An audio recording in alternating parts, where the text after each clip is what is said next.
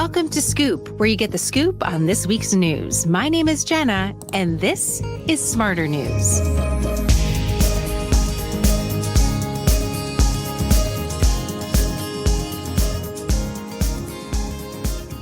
You know, all I could think about this morning is the term, whoa, Nelly. That's all that came to mind this morning as I was preparing for Scoop. And I don't even know where that term came from. I did do, I did a little work. I did a little research. Where does that term actually come from? Because all I picture is a horse, like, whoa, Nelly.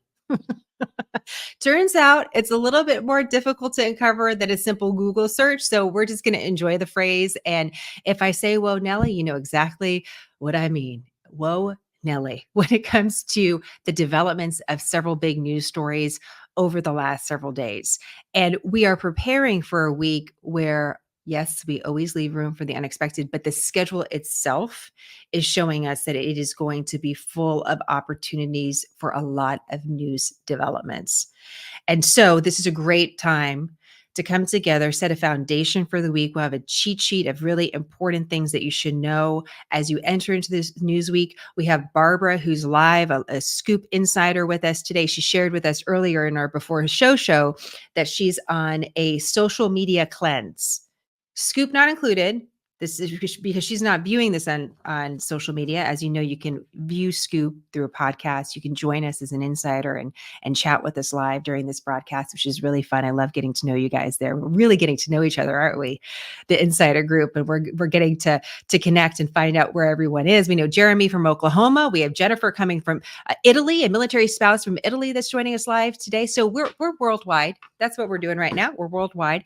And this is a great time to take a breath away from the frenetic pace that we do see on social media, just trying to keep up with things, because it has been that sort of a news cycle. And interestingly enough, there's a little bit of maybe a metaphor we can use with the storm. We've been tracking this storm, Hurricane Beryl. It made landfall today in Texas. There's been all sorts of questions about how big this storm would be, how devastating it would be. And there's something about the storm that we can compare to a news cycle, where sometimes a news cycle will blow in and then quickly blow out. It'll come, sit for a second, and go. You have other news cycles where they continue to churn and they're not moving. And right now we're in a news cycle that is churning and not moving when it comes to the current status of President Biden and whether or not he's going to stay in this presidential race. We have a ton of other news to get to, but we have a lot of developments on that front. So we're going to talk a little bit about that. I do have a couple quick things for you as we get started, because there are some stories around the world that are important to talk about. And I want to make sure you have those on your radar. You can kind of consider this like this is your, again, like your little prep sheet of things that you should know about. We're not going to go in depth on it, but I think you should know about them. And then we're going to get into the tough stuff. We're going to talk about President Biden. We're going to talk about President Trump. We're going to talk about Project 2025. We've gotten a lot of questions about that. We're going to talk about the Supreme Court, and not the ruling necessarily on presidential immunity, although we're going to wrap that in. We're going to talk about the overturn of a ruling called Chevron. And there's been a lot of questions from you about this, as well as what does this mean for who is the authority when it comes to certain questions about policies or laws in this country. So we got a lot to get to. I had a great time answering many of your questions over the weekend, actually on social media. As some of you know, my family and I were in the area where Hurricane Beryl was expected. We weren't quite sure, but there was an expectation that it could come that direction. So we ended up leaving a little bit early, and we had a long drive home. So I was answering a lot of your questions on all sorts of different news topics. It was actually great prep for this show. But one of you asked a really good question that was hard for me to answer, but I thought I could share it with you now, which is, what do you do to decompress? The simplest questions are the hardest ones to answer. What do you do to decompress? So I actually have a suggestion that has nothing to do with news. This is a palate cleanser before we get into the tough stuff. I just read a really good fiction book. And it can be very difficult for me to get through books. I'm reading so much all the time. I love to read. And yet for some reason over the last couple of years, it's been difficult to keep pace. So I have a great book recommendation for you that also gives us a lesson going into Scoop. And this book is called Listen for the Lie by Amy Tintera. Listen for the Lie. Listen for the Lie is the name of a podcast show that is a unsolved crimes podcast show. That's all I'm going to tell you. But you get to go through and retrace an unsolved murder. And you get some answers at the end, but it's a really quick, fast paced read. Kathy, you say that you love this book. It's an easy book to like because you also don't know who's guilty of this really sad murder in this small town. By the way, a small town in the hill country of Texas, which is exactly where I'm sitting. Hopefully it was just fiction, but anyway, this is a great book. Listen for the Lie. If you need a good summer read, this is a good one. The reason why I wanted to mention at the beginning of this podcast too is because there's a real lesson in this book. At the end, I was reading about Amy Tintera, the author, because this is her kind of debut adult novel. And I was curious about her. Turns out she actually has a journalism degree. And when you look at the lesson from this book, one of the lessons is consider the source and how we can make judgments without even knowing it about information based on a source or what we think of a source. And it's a really important lesson in journalism. You have to consider the source. And if there's one lesson we can talk about today, as we're looking through all sorts of different reports on all sorts of different topics, and you're seeing a lot of wild things online. I saw all sorts of crazy things online, rumors unsubstantiated that could be potentially huge headlines, and irresponsibility I haven't seen in a long time. And this is where a free press and journalists really should step into the fray and show the public that you can trust us. Because when it gets so chaotic like this is an opportunity for the press. The pandemic was that opportunity. I don't believe we rose to the occasion. So this is an opportunity for the press at this time. And I understand how it can feel really confusing and overwhelming. I was chasing something down on Twitter this weekend because it was enough of a rumor. I'm not even going to mention it, that I had to see if it was real, because if it was, then it could be big news. Turns out it was not. It's a tough time right now. So we have to consider the source. We really have to consider the source. Okay, let's talk about a couple things real quick. Let's talk about Hurricane Beryl. As I just mentioned, Hurricane Beryl made landfall in Texas. We're continuing to watch the progress of this storm. There's a really interesting nugget to know about this storm that has been very destructive as it made its way towards the Gulf of Mexico. And that is that the storm was not really able to organize itself completely coming to the coast of Texas because of what? Because of dust. Dust clogged up this storm and slowed it down. What dust am I talking about? Dust from Africa. Yes, this is true. If you live in Texas, you will hear periodically about the dust from the Sahara blowing across the Atlantic, and it can actually cause air quality issues here. Well, in this particular case, there was enough dust that was in the air that it gunked up the hurricane and slowed it down. So it wasn't able to really garner all the strength, the destructive strength that it needed to get into a bigger category storm. Kind of an interesting fact to know. And so I just want to read this from a local meteorologist, Andrew Tate. He said this: for a hurricane to form in the Atlantic, you need moisture. And if you've got this dry air full of the Saharan dust, it means that it can limit tropical development. And so that's one of the reasons why we didn't see this storm go further. It is important to know that the prediction for hurricane season, which lasts until later, the next couple months, is that we're going to see a more active season. And that typically we see typically you see just over a dozen storms that are named storms a season. And the prediction is for 14 to 20, the prediction is for 17 to 25. So the prediction is for a more active season. And the weather is a great reminder that we can't control everything and that something can become a big news story out of nowhere. Hurricane Katrina is an example of that, which was a devastating hurricane because of the flooding that came afterwards, specifically in New Orleans, despite the strength of the storm.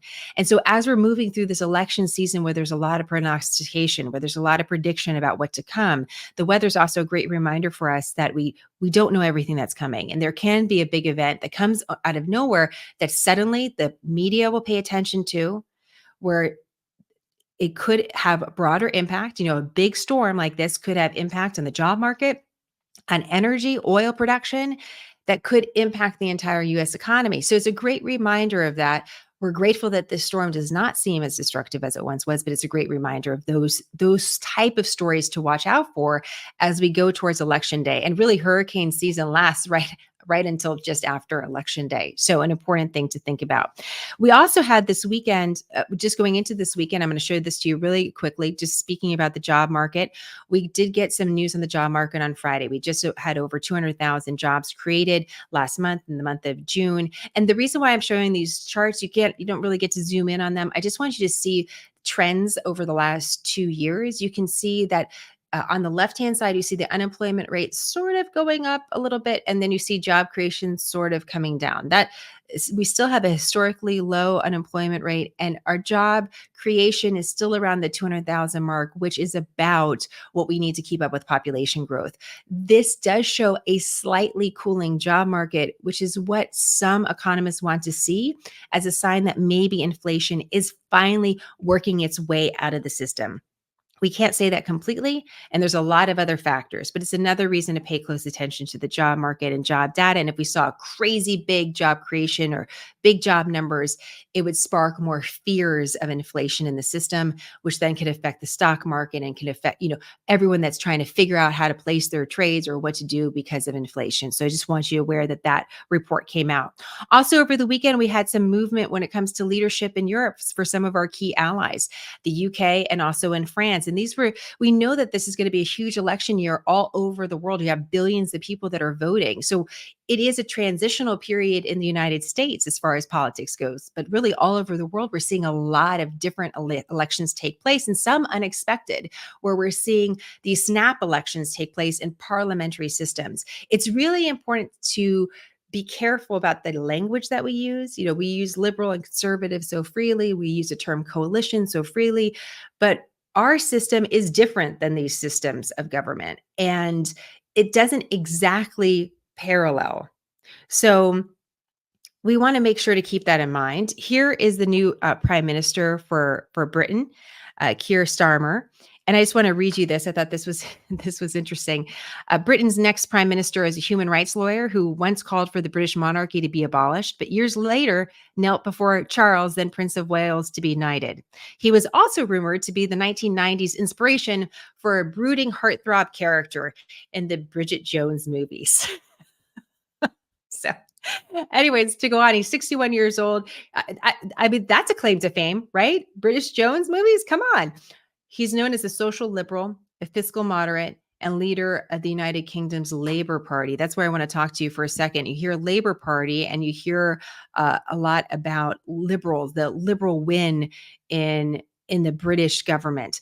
The Conservatives were defeated in this particular election.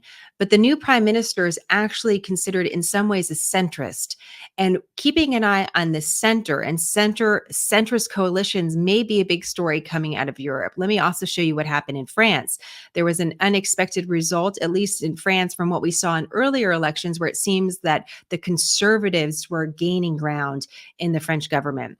And when all was said and done this weekend, that doesn't seem to be the case, that you were able to see that the conservatives didn't have the same sort of majority that was expected. In fact, what French voters did was something very interesting. They split the legislature, this is from the Associated Press, on the left, center, and far right, leaving no faction even close to the majority needed to form a government. The results from Sunday's vote raised the risk of paralysis for the European Union's second largest economy. But if you look at these headlines, leftist surge foils far right, but French election ends in deadlock. And you see this one, French far right receives a resounding non-mercy. Non-mercy. You may think that, oh, the left got this huge win in France, but that's not the case. The left and the center groups bound together to try to collect the votes to block the conservatives. But the conservatives still gained more seats than they've ever had. And that could be missing from the headlines. So one of the things I'm really watching out of Europe, again, if you look past some of the initial headlines of a labor win, a leftist win, if you look past it, you look a little deeper, there's some wins there for those that are advocating for a center. Now, what the center looks like is a big question. And that's something that's emerging from Europe. So I thought that was interesting going into into a brand new week where we're going to be paying close attention to politics here at home. As far as what's happening back here at home, let's talk about that. You have Congress back in session. So you got all the lawmakers back on Capitol Hill. And so they too are not going to be able to hide behind their staff or press releases or social media accounts. They're going to be face to face with their colleagues again and doing any number of different regular business that they're going to have to do in Congress as we lurch towards election day. And there's a question about what actually Congress will accomplish in such a politically heated environment. But the press is going to be a factor this week on the Hill because everybody's back. And the press is going to be waiting to talk to all sorts of people on the record. And even if they talk to someone in the morning, they're going to want to see if there's developments in the afternoon. There's also going to be all these meetings that are usually weekly meetings that take place between Republicans and Democrats, on their own side, in their own quote unquote teams. Well, now we know one of the big topics of conversation behind closed doors is going to be the future of both of these political parties, and not only the health and vitality of the president currently, but also his health and vitality as well on the campaign trail. There's some questions for Republicans too about the strategy they're going to take in all of this and how outspoken they're going to be on this particular issue. But the important thing to know is everyone's back. So you're going to hear a lot of sound bites. And the press is not going to let this go. It is like that storm that's going to be sitting on Capitol Hill unless something extraordinary happens to break that tension. You also have world leaders traveling to Washington, D.C. In just a couple of days, we have a huge meeting of NATO, the largest military alliance in the world. That's taking place in Washington, D.C. too. And President Biden talked quite a bit about his role in NATO when he did an interview on Friday, his first interview since the debate. And I'm going to play a little sound for you when it comes to that. First, before I do that, though, one of the things that we were greeted with this morning, and let me see if I could pull that up, is a letter that the president sent. I'm going to get a little bit bigger, sent to Democrats in Congress. And I want you to see this letter because he, just like everybody else, was hearing a lot of murmurs over the weekend from different Democrats that are currently sitting in office, some of which who are going on the record saying that he needs to pull out of this race. Part of the concern for Democrats now is not just the presidency. It's a question about how the presidency affects the down ballot races. So let's say you go into the election box and you're going to check, let's say you check a Democrat president. The likelihood is if you have a confidence in that Democrat president, you're going to maybe vote straight ticket down the ballot, which adds momentum. Let's say you're not sure who you're going to vote for president. It leaves those other votes a little bit less certain. And so there's a concern that when there's some uncertainty at the top of the ticket, what that will do for other races and what that will do to the balance of Congress. And so that's what we're starting to see.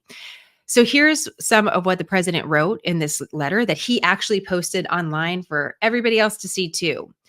It said, fellow Democrats, now that you have returned from the July 4th recess, I want you to know that despite all the speculation in the press and elsewhere, I am firmly committed to staying in this race, to running this race to the end, and to beating Donald Trump. He goes on to say, I can respond to all of this by saying clearly and unequivocally, I wouldn't be running again if I did not absolutely believe I was the best person to beat Donald Trump in 2024. We had a democratic nomination process, and the voters have spoken clearly and decisively. I received over 14 million votes, 87% of the votes cast across the entire nominating process. I have nearly 3,900 delegates, making me the presumptive nominee of our party by a wide margin. He goes on to say, I thought this was interesting. Let me see if I can find it for you. This was a process open to anyone who wanted to run. As he clears his throat and looks directly at Democrats, only 3 people chose to challenge me. One fared so badly that he left the primaries to run as an independent. He's talking about Robert F. Kennedy Jr. I'm sure RFK would disagree with that. Another attacked me for being too old and was soundly defeated. The voters of the Democratic Party have voted. They have chosen me to be the nominee of the party. So this is what Democrat lawmakers woke up to on their Monday morning return into work. And this is where the president begins the week. He begins the week with this stand. The question is this going to be sustainable for him, not only over the next several months, but really over the next several days? Because the pressure is building right now. And we'll see, does it dissipate like a storm that blows through? Or does it sit and cause some more problems? Let's look at what the interview that President Biden gave to ABC News looked like. For some of you who may have missed this, this was aired on ABC and it was a special report. I want you to hear how ABC introduced this conversation, and we're going to talk about why this is unusual. A special edition of This Week. President Joe Biden, his first television interview since the debate. The news-making exclusive. Now reporting from Madison, Wisconsin, George Stephanopoulos. Good evening from Madison, Wisconsin for a special edition of This Week. The first broadcast interview with President Biden since last week's debate. Earlier this afternoon, we taped the 22-minute interview. There are no cuts, no edits. We have not touched it. At this pivotal moment in the presidential campaign, here it is. Let's just stop there for just a moment. It is so unusual for any network to lead with that fact. We have not touched it at all. We are just running it. We are not doing any editing. They are trying to aggressively get ahead for any accusation that they helped the audio, that they added some clarity to the answers. And the reality is that if I was doing a sit down with an important lawmaker, and I was part of national network news, the likelihood that I would run an interview beginning to end straight with no cuts is very unlikely, because that interview could last for 25, 30 minutes, but I really am only going to air about 5 minutes. And I'm going to have to edit around when politicians dance a little bit and they tell you something that you didn't ask about, and you're trying to get to the actual meat of the conversation. And sometimes, let's say someone starts coughing or if they mispronounce something and they back up, you are going to edit around that, not because you're trying to make them look better. It's just that life sometimes happens. So either you're live 100% on TV and broadcasting live, and then if someone coughs, it's just something. But typically in network news, where you're not doing 24-hour news like cable channels, you're sitting down with someone and then you're going to pick and choose the sound bites to weave together. So this is unusual for ABC to make this sort of proclamation and this sort of format. I'm just going to play a little bit at the beginning of this interview, and then I want to share one other sound bite. Mr. President, thank you for doing this. Thank you for having me. Let's start with the debate. You and your team have said you had a bad night.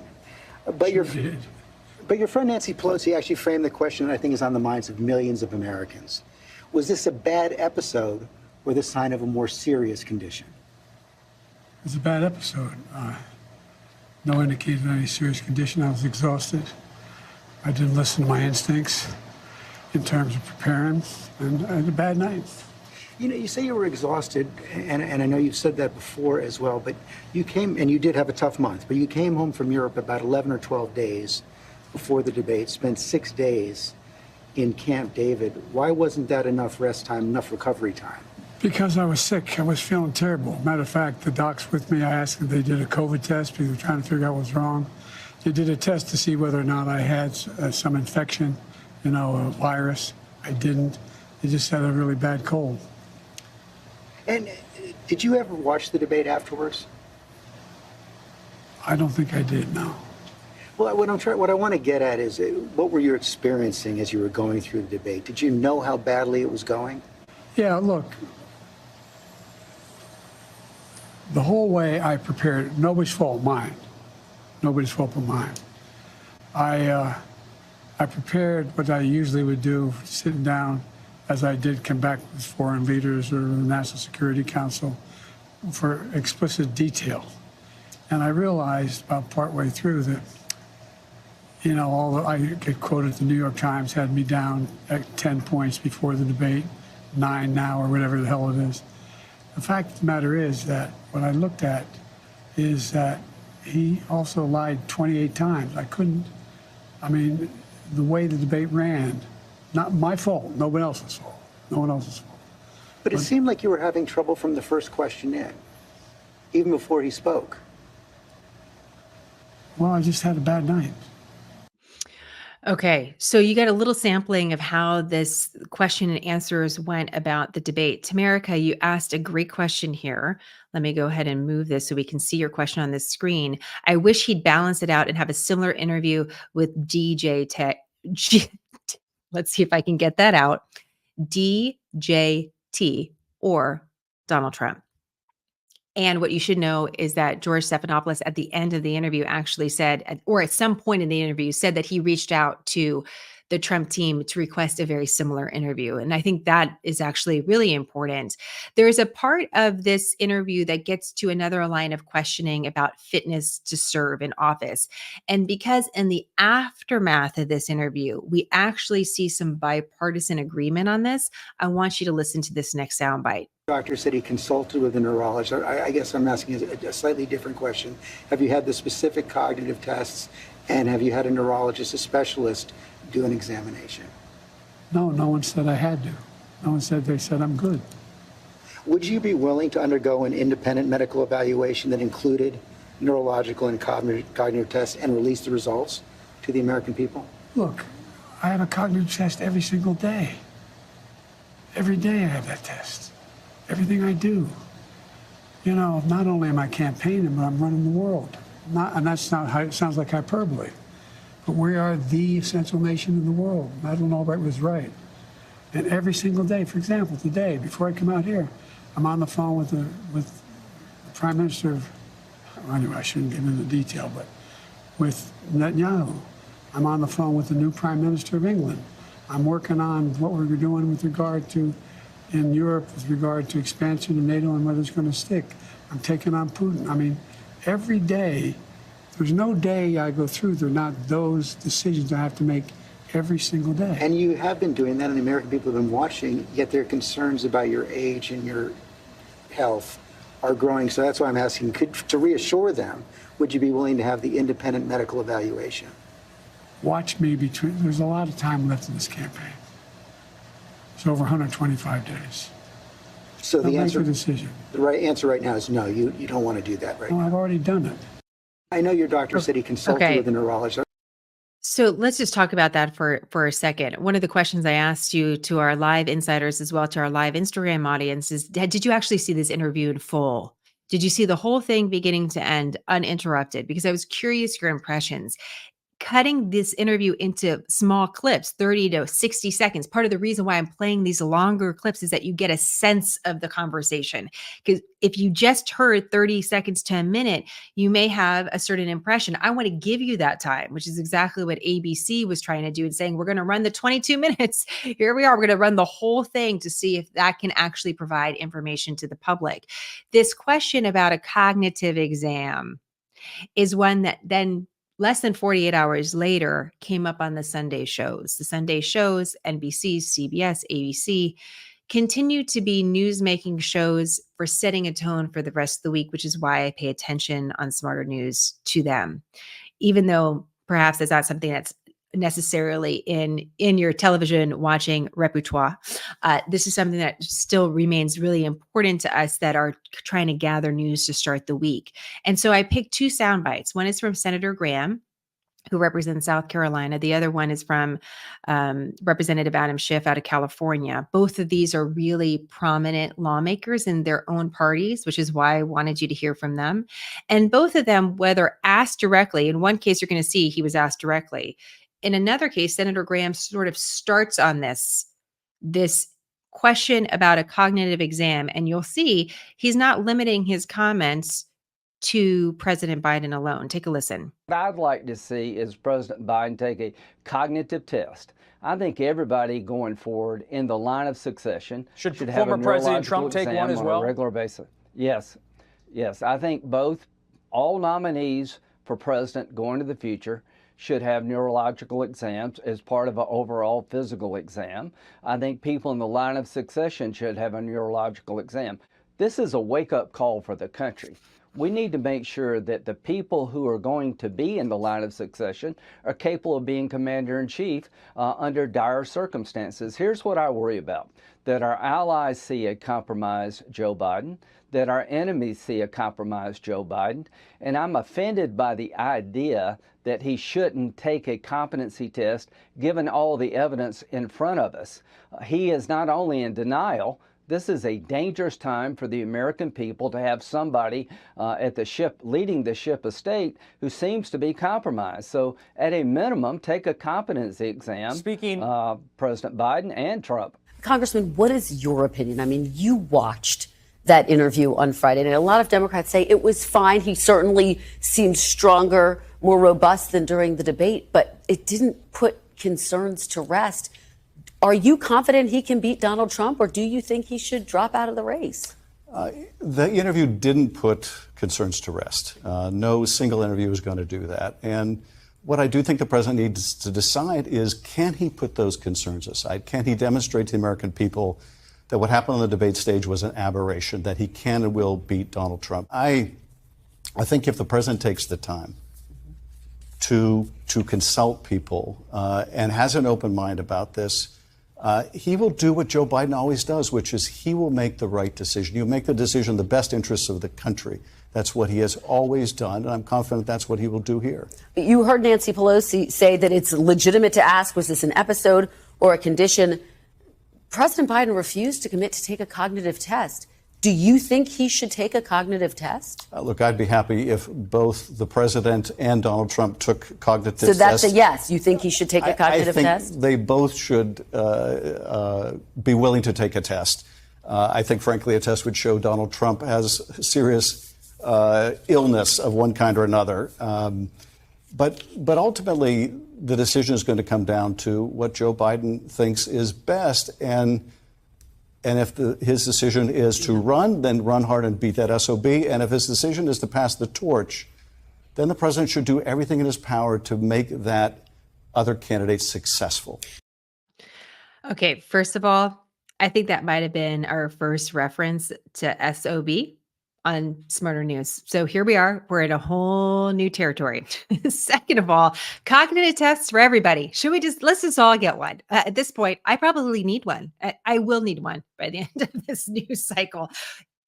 You have to watch for patterns in the news.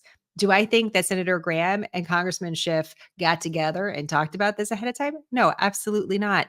But the fact that we're hearing similar things from different lawmakers from different parts of the country going on national media saying, let's just do these tests, makes me wonder what we'll see next. Is there, and we have no idea. Could we see some sort of, I don't know, could you see a law passed requiring this? We already know that presidents voluntarily go through these physicals. Could this be the pressure breaker where President Biden and President Trump agree to do this and the public's able to turn the page?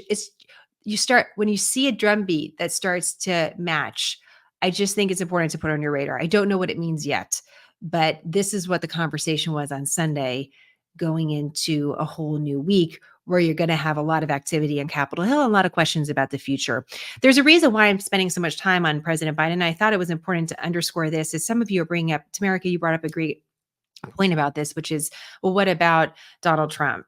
And the news is definitely focused on President Biden right now, but it's worth pointing out why. He is the president of the United States, arguably the most powerful country in the world, the largest economy in the world. And the stakes here are really big, not just for the election. It's not just about politics. And in fact, you hear that from both Senator Graham and Congressman Schiff about a concern for the here and now in their interviews, the way that they were talking about the stakes for where we're sitting at this very point and the confidence of the American people in our leadership across the board. So it is a big news story. And I don't want to devalue it by saying, oh, the press is just hyper-focused on this. The press did come to this story in a way that the press could no longer ignore. There's been questions about President Biden's health and mental well-being for quite frankly, years now. It's reflected in polling that it's been a concern for the American people across party lines. This is not a new story. What is new here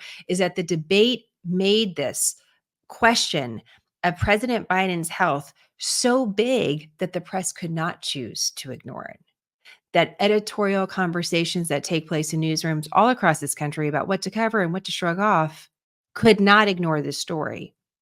And suddenly you see this, what feels, it could feel, especially if you're a supporter of President Biden, as overkill by the press. Why is there is this enough? Is there, now the press is becoming part of the story because of the hyper focus on it. At the same time, it is a big story. So we have to balance it. So we'll continue to watch what happens. You have, again, more Democratic lawmakers coming out that are sitting on the record calling for President Biden to drop out of this race. You're also seeing thought leaders in the Democrat Party doing the same. Does it stop? Does it slow down? Or does it gain momentum? That is going to be the question for the week ahead. So let's talk a little bit about the Republicans, though, too, because the decision that we got when it came to the Supreme Court and presidential immunity, it's hard to believe was just a week ago. But the ripple effects from that were extremely significant in how they affected major news stories moving forward for President Trump. So I just want to walk through that. Again, in review, the Supreme Court said, although ruling against former President Trump's team and their assertion that the president has complete immunity, the Supreme Court said in some cases the president does have immunity for official acts, in other cases has no immunity at all for unofficial acts. And in some cases there's a gray area about specific questions that the Supreme Court is not going to answer because it's up for whatever judge that issue is in front of to figure out. And one of the reasons why we raised the question about what this will mean for the legal system is every single disagreement about whether something's an official or an unofficial act can be ruled on and appealed and potentially even appealed to the Supreme Court. So we could see years of litigation to clarify what's official and what's unofficial in just the case that President Trump is facing in Washington, D.C. about election interference alone, let alone for any of the other cases. Coming into this week, we expected to get a sentencing for President Trump, who was convicted of multiple felonies in the state of New York.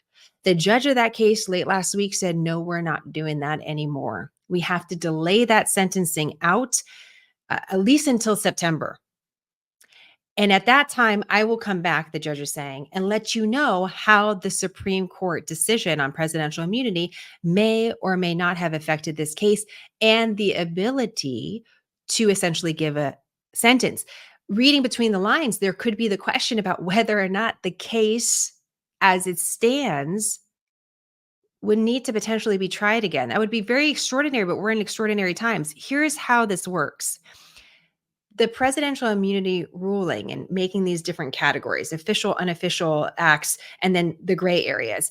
It's not just about the case itself that former President Trump is facing in a variety of different courts. It's also about the evidence that is being used. So, for example, in the New York, quote unquote, hush money case or hush money trial, there was presentation by the prosecution of tweets or conversations that the president had while in office. And one of the things the Supreme Court said in their decision was that any communication with the American people could be considered an official act. So let's say a president of the United States was on Twitter talking about something and putting it out to the world, that could be considered an official act and therefore cannot be part of prosecution. So is the situation in New York is a question about evidence and what evidence was used in this case that could have been key evidence to convince a jury to convict the former president. And if some of the key evidence is now considered official acts and cannot be included, how much does that change the case and the results? That's where we're at right now. Pause in New York. In Florida, the Florida case, where you also have the special prosecutor is leading that case when it comes to classified documents. There's a different judge, different personality, different background. And there's been all sorts of questions about the judges in all these cases. Let's just put that aside for a second. Former President Trump's lawyers in this case said to the judge, we need to pause this trial to consider the presidential immunity decision. And also, we would like to raise what Justice Clarence Thomas wrote in his opinion. Now, there's the majority opinion of the court that establishes the law. And then you have dissenting opinions, and you may have concurring opinions where the justices want to write their own thoughts on this particular issue. Those are not those are not part of the decision or the new law. These are more like the judges expressing themselves. So they can be used by lawyers, but they're not the actual part of the official decision in the same way as the majority decision is. I hope that makes sense. It's not like they're writing personal essays. It matters. It's reflecting their opinions, and especially the dissenting opinions are important to consider where judges don't agree. But there's a question about how consequential they can be other than just sort of an ideation by the judge or a theory by the judge. Justice Clarence Thomas raised the question about the role of a special prosecutor and whether a special prosecutor by the Department of Justice is constitutional, and whether or not a special prosecutor like the one overseeing these two vastly different cases against former President Trump should essentially have the position that he has. A special prosecutor has been used for decades by the Justice Department. It's not new, but this is the first time where we're seeing a justice like Clarence Thomas in such a high-profile case raise a question about the existence of a special prosecutor. So we'll see. We'll see what the judge in Florida decides on these requests. So you can see this decision on presidential immunity did have immediate impact. There's a question about the larger impact and the behavior, how much the lack of criminal prosecution of a president in the future will affect decisions by a president. But there's this immediate effect on these cases, and we weren't sure what that effect would be. So now we're seeing it. And the bottom line is all of these cases are likely affected in some way. We're either seeing it for real in New York, where the sentencing isn't happening, at least for now. And we'll see how it shakes out. You have you have the cases in states, New York and Georgia. You had the federal cases in Washington, D.C. and Florida. The likelihood we see any major progress on any of these cases before Election Day is TBD. And just as we may see a sentencing of a former president in September, right before the election, we could also see the case against him or the trial thrown out. A lot of possibilities are on the table right now. So it's important to know that. In the meantime, you have the Republicans preparing for their convention, which is going to take place in just about a week. They are first, and the Democrats are later in August. So both parties have a little bit of time. And where President Trump is going to go into the convention to presumably accept the nomination from his party after being a convicted felon and getting a sentence in some way, that's no longer going to happen. The sentencing, again, is tabled, and he comes into the convention, and the Republicans start their convention, at least from today, with some strength at their backs, because the attention is no longer really on them. It's on President Biden and what the Democrats are doing. At least strategically, that's what's going on. I want to just touch on real quick. A lot of you had questions about a case in the Supreme Court that didn't get as much attention about presidential immunity. I just want to touch on it really quickly. You may have seen people reference the Chevron case or overturning Chevron or the Chevron decision. Let me just explain a little bit of what this is about. So it's really about a balance of power. And we have to think about our kind of three buckets of government. You have the legislative branch with Congress, you have the executive branch, which is the president, and also federal agencies we can put underneath that. And then you have the judicial branch, which we have all our courts. And so there was a ruling several decades ago, Chevron, that said in a case where there was a federal law or policy that was being challenged in court, that a judge really should defer to what's established policy or established practice in a federal agency to help make a decision on a particular case, that there should be a deferment to the federal agency. So let's say there was a question about the legality of healthcare in some way in America. And so the judge was overseeing the case, said, okay, I'm going to have to make this decision. I'm going to defer to the Department of Health and Human Services because they're experts on this and they run Health and Human Services. So I'm going to defer to their policy or their decision on this issue. And I see, yes, there's their decision or their thoughts on this. I'm going to use that in my decision on this particular legal challenge. So there was a deferment to the federal agency. What the Supreme Court ruled in overturning Chevron is saying that automatic deferment doesn't have to happen. So now, if there is a challenge, a judge can say, I am going to reference what Health and Human Services did, or the Department of Energy, or whatever agency that's somehow connected to this legal challenge. The judge can still decide to do that, but it's not an automatic deferment to that particular federal agency. And if you think about it in this way of a balance of power, it's a way of saying, no, the judiciary gets to be independent and doesn't have to defer to something that falls underneath the executive branch, because that would be deferring to the executive branch. And we have three equal balanced powers of government.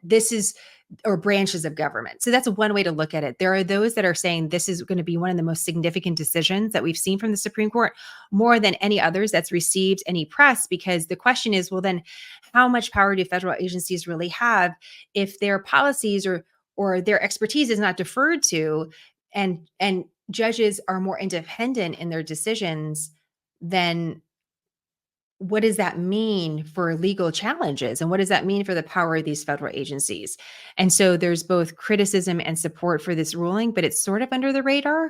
And I just want you to know that it happened, and we don't really know the effect of it yet. We don't know how independent judges are going to be looking at these issues, and perhaps not even deferring to federal agencies anymore, or continuing to do so because they choose to do that. It's just now they don't have to automatically do it. I hope that makes a little bit of sense. It's a tougher ruling to kind of wrap your head around, because it's one that would be very specific to a legal challenge that also impacts or is connected in some way to federal agencies. And so I didn't want to pull too many examples, because we don't really know how this is going to be used by judges. So hopefully that's helpful and answers some questions for those of you who had them. Final thing I'm going to cover today is Project 2025. And the momentum that Project 2025 has received online is like nothing I have seen really recently. What is Project 2025, and where have you heard about it? Here's an example. This is from a Hollywood actress, Taraji Henson. It's about making decisions that will affect us as human beings, our careers, our next generations to come. The Project 2025 plan is not a game. Look it up. So she said this on stage. That got a lot of attention. And then you saw Mark Ruffalo with a tweet. I mean, this is all a lot of Hollywood celebrity. I want to show you this to you, because that way you can see, well, where is any of this coming from? Here's what Mark Ruffalo said after that. He said, Project 2025 is not a game. It's white Christian nationalism. It is the Sharia law of the Christian crazy people who aren't Christian at all, but want to control every aspect of your life through their narrow and exclusionary interpretation of Christ's egalitarian, inclusive, and kindly teaching. Don't be fooled by Project 2025 extremist and perverse ideology. Trump is bringing it all to our lives. It goes on.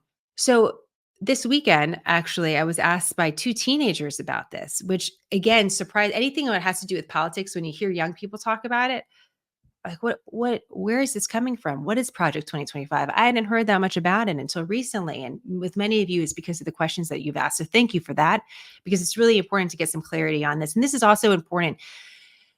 The news is not here. And my belief in journalism is not to tell you how to feel about something. I want to show you the different opinions on it, to understand why is it making news, not to convince you that that's correct. It's to show you, oh, there's different opinions on this. Here's what are the reasons when people talk that fervently about something, here's how it becomes more viral. But really it's to explain, here's the background, and then you can decide how you want to feel about it. So Project 2025 is actually a project of the Heritage Foundation. So let's back way up. In Washington, D.C., and really all around the world, there are thousands of think tanks. What are think tanks? Think tanks are organizations where people come together to think about a particular issue. That's why they're called a think tank. Oftentimes, they put together policy suggestions or advice or guidelines that can be used as research to help support a certain worldview. You have to be very careful as a journalist what think tanks you often reference, because sometimes you don't know where their funding comes from. For example, in some cases, you could have a think tank that's issuing a report on the Middle East, but they are funded by Saudi Arabia. So maybe their write-up on a certain issue is more favorable to the Saudis because they're getting support from Saudi Arabia. You see what I mean? So you have to be very, very careful about where think tanks are getting their money. And you need to understand what is their point of view. Sometimes think tanks are nonpartisan. Sometimes they are conservative. Sometimes they are liberal or progressive. And so the source really matters. The think tank ethos or their mission really is important to understand. The Heritage Foundation is one of the most prominent think tanks, I'd argue, in the world. It is a prominent conservative think tank. It's highly referenced when it comes to experts on a variety of different subjects.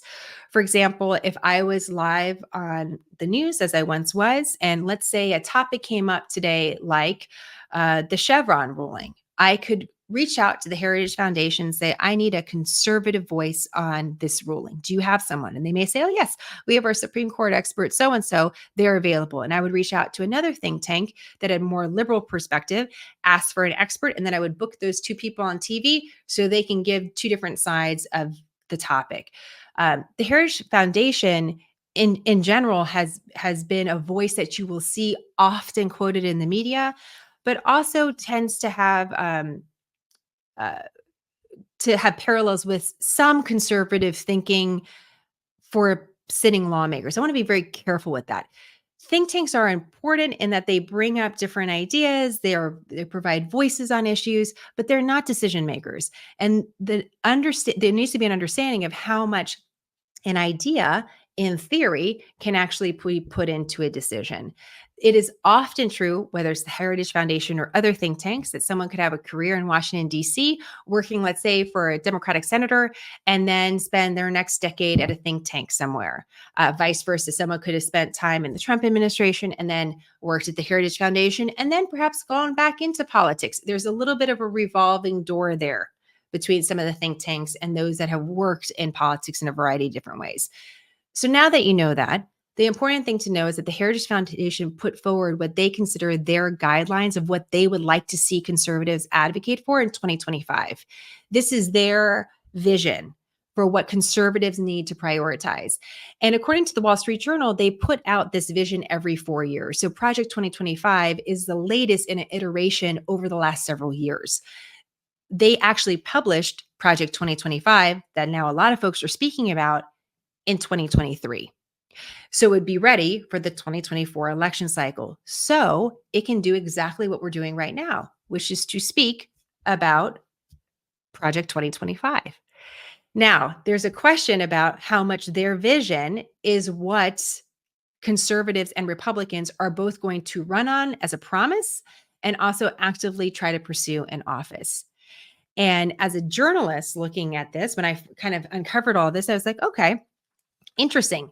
Absolutely something that I need to be aware of to see, do I start seeing or hearing Republican lawmakers in any way start repeating what I could read about in Project 2025 as a matter of priority? Let me give you an example of some of the things that Project 2025 advocates for.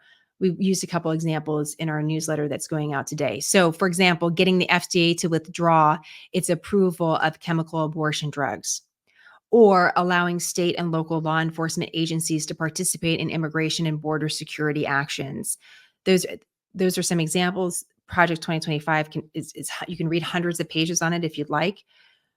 But I want you to have that background of, instead of focusing on a think tank, for me as a journalist, important to want to see if any Republican lawmakers start to parrot the Heritage Foundation's priorities. I want to watch that.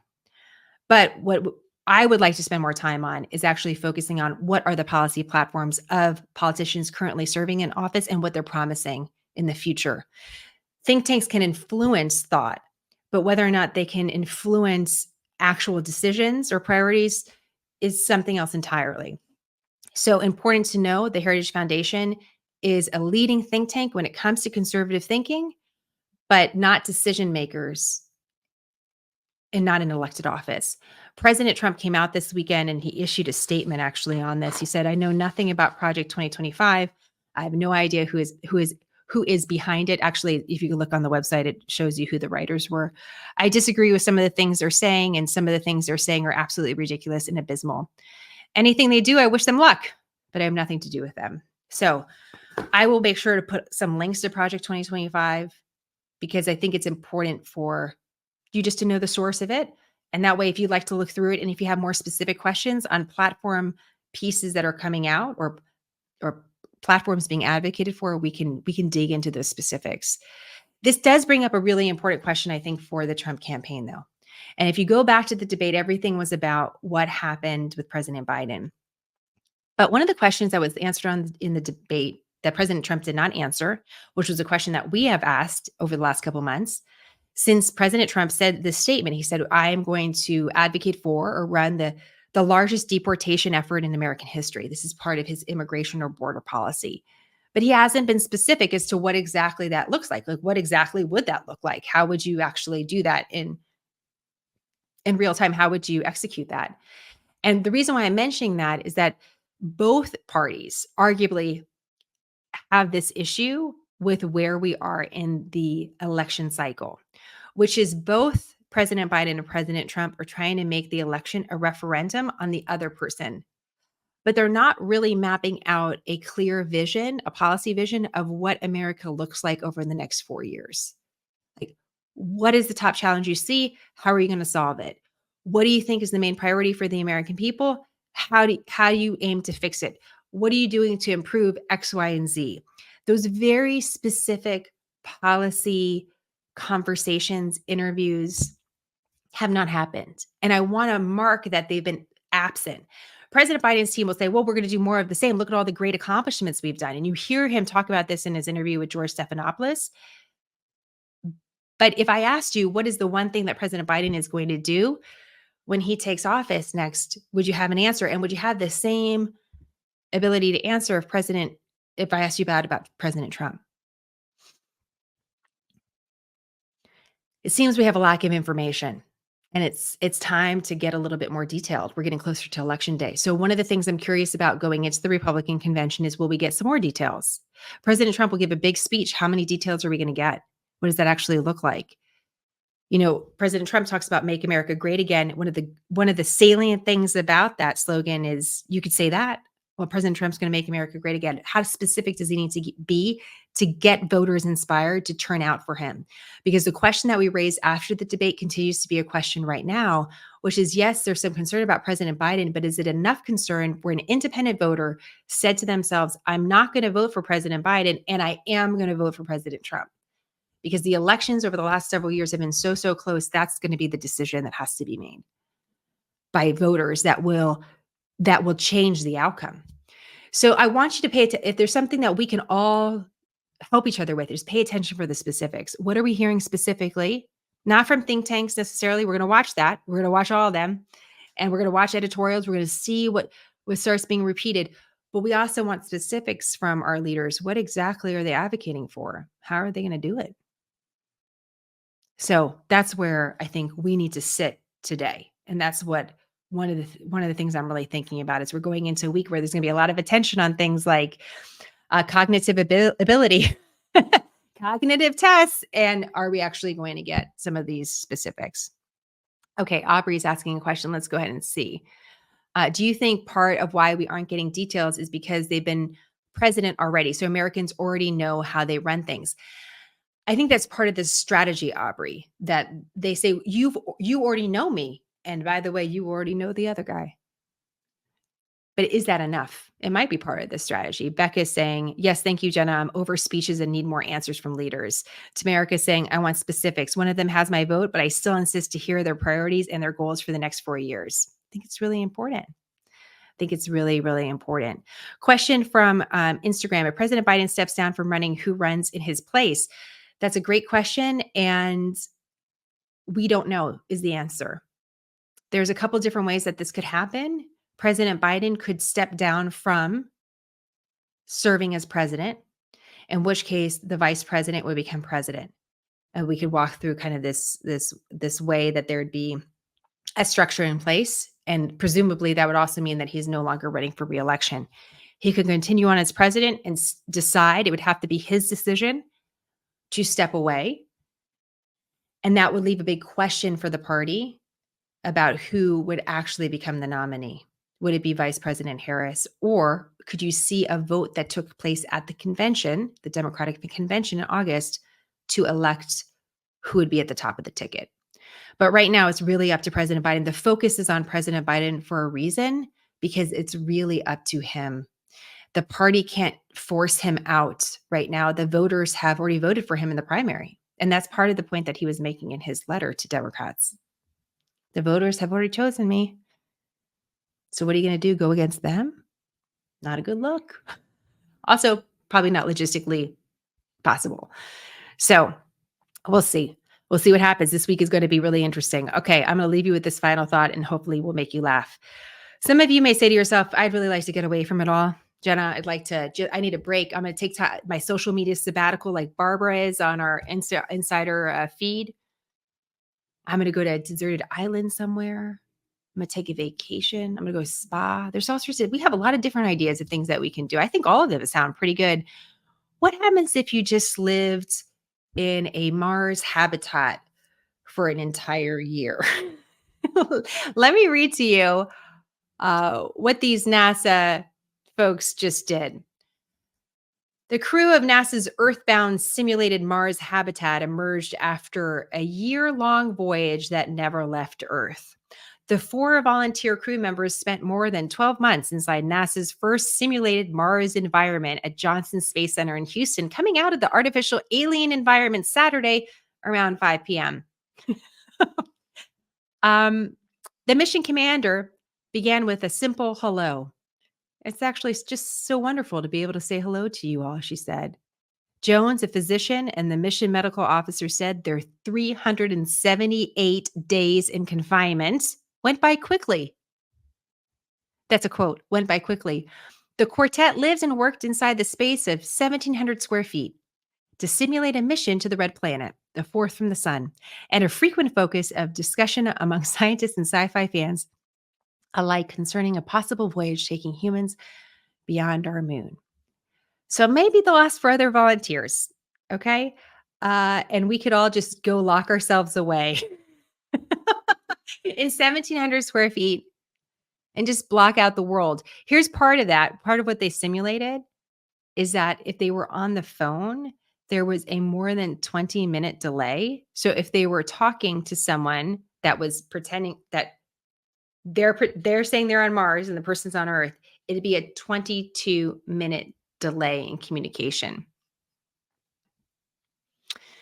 So that's what they did. And they said it went by quickly. So you know what? Maybe we just all need a little bit of break. We just go a little, we just go to Mars, you guys. It could be a fake Mars, not even a real Mars. We do it for science. I don't know. I see all of you saying, never going to happen. I'm sorry, it's not taking place. I got it. I understand. I just thought it was worthwhile to mentioning. We all just need a little break. Jim's asking a question about the DNC, but I believe, Jim, you also had a question about the Supreme Court that you wrote us about earlier, and I wanted to make sure I answer that too. Some of you had a great question, and this falls in line with a couple other questions. I'm just going to answer this real quick. This question about whether or not a Supreme Court can overturn a law or a decision it already made. And the answer is yes. Yes, the Supreme Court can overturn a decision that it already made and create a new decision. And it could happen with the same justices. It doesn't have to happen when you get new justices in. What you're always waiting for in the Supreme Court is a new legal challenge of an existing law. So one of the things we saw, Roe v. Wade was the law of the land for several decades, but then there was a new legal challenge to it. And a new legal challenge led to a new result. So even for some of the things we're seeing on presidential immunity, Chevron, et cetera, even the latest decision that overturned Roe v. Wade, if there's a different legal challenge in the future, we could see a different law, a different decision from the Supreme Court. And you don't need a turnover of judges for that to happen or justices for that to happen. So anyways, all right, guys, we did a lot of work. It's probably the longest scoop yet. I appreciate you staying with us, but it was a big scoop. We're all about quick, concise, nonpartisan news, except when we need to dig in a little bit, and we're in very historic times. So thank you for this and for your patience as we're working through it. If you have any questions or concerns, please email us, hello@smarternews.com. And if you'd like to become an insider, which is a great way to support SmartHER News for less than a price of an iced coffee that I paid for yesterday, it's $4.99 a month. And once we have to pay our fees on it, it's like giving SmartHER News $1 a month. That's the reality. It's just one way that we're able, think about dropping a quarter into a newsstand in the past. We're trying to figure out a way to break this media cycle where it's just cluttered advertisement is what you need to win. We just don't believe it. So scoop.smarternews.com is where you can go for information. And then you get to join live broadcasts. And also for our Scoop Insiders, I'm working on a live interview for you later this week that's really fascinating that I'd like you to join us for if you have the time. So consider becoming a Scoop Insider and supporting a free press. Thank you all for joining us and hope your week gets started off great. You got everything prepared. So you don't need to look at the news for a little while. Give yourself a break. Go out and do something fun. And I look forward to hearing about your adventure and your story because it's just as important as any of the other stories that we're covering. And we can't forget that. All right, guys, have a great start to your week. And I'll be here always at smarternews.com and at smarternews across social media to help out as we see breaking news develop. We'll keep you posted. All right, talk to you soon. Bye. Thank you for believing in quick, concise, nonpartisan, smarter news. Every time you join us or share or save our content, you help us build a solution in news, and we are so grateful. We have a few other ways you can support our mission, from joining our insider community Scoop, to shopping our gear at our SmartHER shop, to just telling a friend. The best way to do any of this is to visit smarternews.com or follow us at SmartHER on social media. Don't worry, we put all of this in the captions so it's easy for you. Plus, we added our email just in case you want to drop us a note. We always love hearing from you. Thank you for helping us deliver news smarter.